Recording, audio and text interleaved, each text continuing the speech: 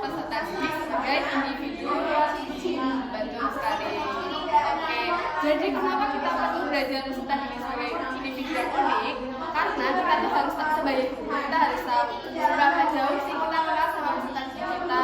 Terus kita juga harus tahu nih perbedaan pada setiap peserta didik, entah itu karakteristiknya, kemudian latar belakang sosial, ekonomi dan lain sebagainya. Karena hal itu juga dapat membantu setiap guru, kita sebagai guru untuk mengelola kelas, gitu ya. Oke, latar belakang dari peserta didik itu yang perlu kita ketahui itu yang pertama ada etnik, status sosial, juga budaya atau kultural. Yang pertama saya akan membahas tentang etnik ya. Teman-teman pasti tidak asing ya, karena di kelas apapun juga terdiri dari berbagai macam suku. Ada dari suku Jawa, dari suku. Jadi sangat multikultural sekali ya. Nah, kita sebagai guru itu harus tahu nih siswa itu dari etnik mana, dari suku mana. Karena kalau misal kelasnya terdiri dari beberapa suku, siswanya itu kan itu multi etnik ya maksudnya. Nah itu kan mungkin guru akan lebih sulit untuk mengelola kelas. Nah itu kita harus tahu. Terus kemudian status sosial atau status sosial itu kan rezeki itu kan datangnya macam-macam ya teman-teman ya. Ada yang berupa pekerjaan, kesehatan, kekayaan, jabatan, jodoh, juga rezeki ya teman-teman ya. Jadi itu kan macam-macam rezeki itu sahabatnya itu. Nah kita itu tahu nih latar belakang status sosialnya siswa itu seperti apa. Apakah dari latar belakang ekonomi yang mungkin mampu atau mungkin menengah ke bawah. Kita perlu tahu karena pendidik itu kan betul-betul mampu bertindak adil dan tidak diskriminatif ya. Jadi kita mengetahui status sosial siswa itu seperti itu. Lalu yang terakhir ada budaya atau kultural. Nah, kita kenapa perlu tahu budaya atau kultural dari siswa? Karena siswa ini kan berasal dari, mungkin bisa jadi berasal dari daerah yang bermacam-macam seperti daerah. Dan implikasi dari aspek kultural itu sendiri yaitu kita sebagai bisa menerapkan pendidikan multikultural. Nah, pendidikan multikultural itu apa sih? Pendidikan multikultural itu pendidikan yang menghargai pluralitas dan heterogenitas sebagai konsekuensi dari keberagaman budaya para siswanya. Selanjutnya kita akan mempelajari tentang perkembangan didik ya. Itu ada dua, yaitu aspek-aspek perkembangan dan kemampuan awal. Nah, saya akan membahas aspek-aspek perkembangan. Ya, jadi aspek-aspek perkembangan dalam peserta didik itu kan bermacam-macam ya. Ada lima. Ada dari aspek fisik motorik, kognisi, sosial emosional, bahasa, dan juga yang terakhir moral keagamaan. Seperti itu. Nah, kenapa kita perlu mempelajari aspek-aspek perkembangan peserta didik kita? Nah, karena sebagai guru itu kita harus dapat menciptakan kegiatan belajar yang sesuai dengan kebutuhan dan perkembangan para peserta didik.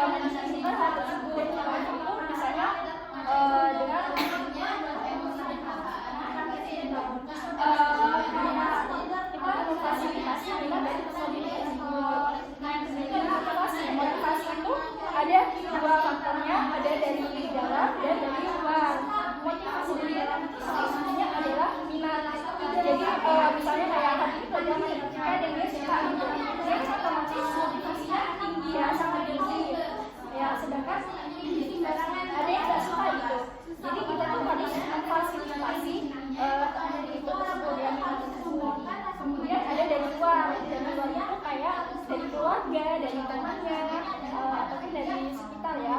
Kayak misalnya kita sekolah, kita lebih semangat kalau misalnya ada teman gitu ya. Ya jadi sebagai guru juga harus memfasilitasi hal tersebut. Terus ada daya belajar itu ada 3, mungkin ada di sini kayak audio, visual, dan kinestetik. Kalau audio itu lebih ke indera pendengaran, jadi dia dapat memahami sebuah materi itu dengan yang benar. Kita bisa menggunakan kayak media podcast, kemudian ada visual. Kalau visual itu kan menggunakan indera melihat ya, jadi dia dapat memahami pembelajaran itu dari indera melihat. Jadi kita bisa kayak membuat grafik, membuat gambar-gambar lucu yang catchy gitu. Kemudian ada kinestetik. Kinestetik ini mereka tuh mungkin bisa dibilangnya aktif kali ya, karena mereka menggunakan fisik atau pengalaman langsung gitu dalam pembelajaran. Nah kita bisa kayak video, kita pilih video sama itu kan ada gabungan visual, audio dan juga kinestetik. Jadi kita harus selalu memfasilitasi agar semua itu mampu mencapai tujuan pembelajaran kita komunikasi ada. Oke, yang saya keempat ada yang bertanyakan?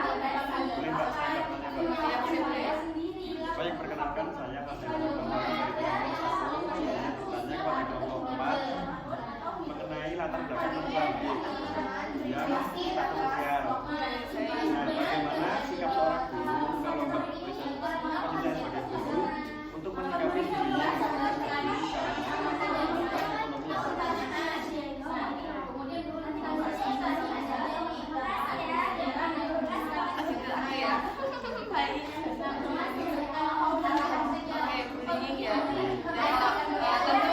sadari bersama bullying itu tuh ibaratnya mungkin di setiap sekolah tuh mungkin ada bullying ya, yang kita mungkin nantinya guru itu tidak tahu, karena kadang-kadang bullying itu atau mungkin seringkali bullying itu tuh dilakukan di maksudnya di luar pengetahuan oleh guru seperti itu. Nah betul, karena kan kalau bullying itu kan biasanya anak-anak melakukan bullying kan biasanya dilakukan saat tidak ada orang dewasa, karena kalau ada orang dewasa pasti akan ditegur, akan dimarahin, dan sebagainya. Dan cara mengatasi adanya bullying di sekolah terkait masalah status sosial itu bisa jadi bisa yang bisa dilakukan itu mungkin salah satunya adalah melakukan konselingnya itu tidak hanya dilakukan ke 1-2 anak yang mungkin untuk membuli atau terbully, tapi bisa jadi kita melakukan dia melakukan konseling kepada secara baik.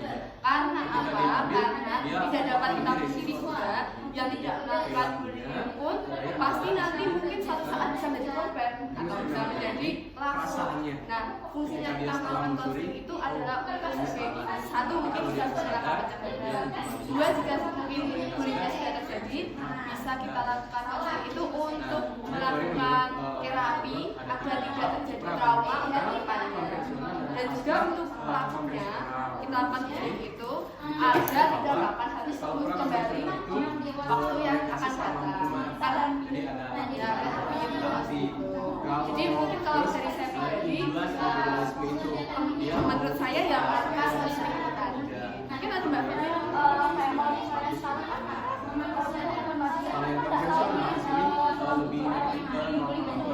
biasanya korban itu merasa tertindas sampai dia nggak bisa ya menjadi ngomong karena takut kan.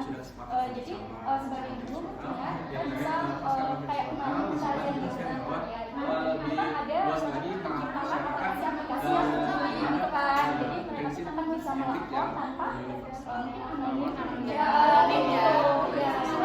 kita juga menjaga ya pun nanti kalau misalnya bisa kemauan makanya ya kita komunikasi dengan orang tuanya gitu, tapi tetap tanpa menghakimi, jadi kita mendampingi saja. Karena perilaku bullying itu kan bisa jadi dari beberapa faktor ya. Mungkin pelakunya sendiri itu melakukan bullying karena ada faktor ketidakharmonisan dari keluarganya, atau mungkin dari status sosialnya mungkin bisa jadi yang sosialnya menengah ke atas juga melakukan bullying, tidak ada Nah, belum tentu karena ada juga dari beberapa sekolah itu yang malah dikasih yang namanya berlatar belakang sosial yang menjadi utama bullying. Jadi karena kita juga tidak tahu kan tentang bullying itu siapa saja, dari status sosial mana dia, latar belakangnya apa dan lain sebagainya. Yang terjawab Mas.